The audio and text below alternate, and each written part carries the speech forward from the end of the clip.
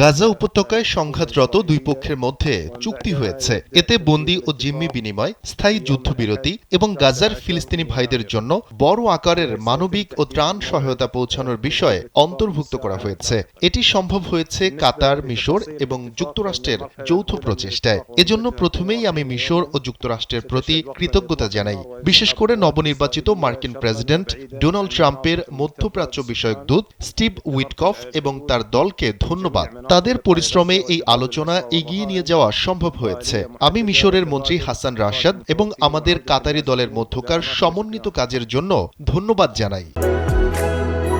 বাংলাদেশের একমাত্র multinational tiles brand আরএকে ceramics. চুক্তির বাস্তবায়নের প্রক্রিয়া এখন চূড়ান্ত পর্যায়ে। ইসরায়েলি সরকার তাদের অভ্যন্তরীণ প্রস্তুতি সম্পন্ন করলেই রোববার ১৯ জানুয়ারি থেকে চুক্তি কার্যকর হবে। প্রথম ধাপে ৪২ দিন ধরে যুদ্ধবিরতি চলবে। ইসরায়েলি বাহিনী পূর্ব দিকে সরে যাবে, বন্দী ও জিম্মি বিনিময় শুরু হবে। মরদেহের বিনিময় এবং বাস্তুচ্যুতদের নিজ বাড়িতে ফেরার ব্যবস্থা করা হবে। অসুস্থ ও আহতদের চিকিৎসার জন্য স্থানান্তরের পথও সহজ করা হবে।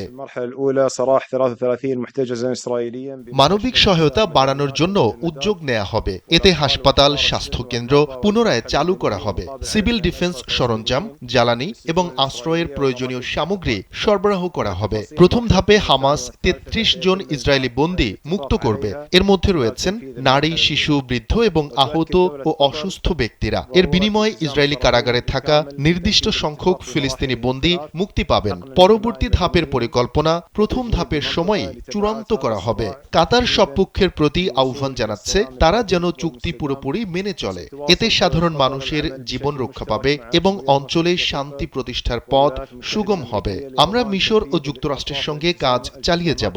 আশা করি সবাই মিলে গাজার জনগণের পাশে দাঁড়াতে পারব। জাতিসংঘকে সহায়তা পৌঁছে দেওয়ার কাজে সহযোগিতা করা হবে। গাজার মানুষের দুঃখ কষ্ট লাঘবে কাতার সবসময় প্রস্তুত। তাদের প্রয়োজন পূরণে আমরা কোনো প্রচেষ্টাই বাকি রাখব না। في قطاع غزة وكل ما يلزم لرفع معاناة أهالي القطاع.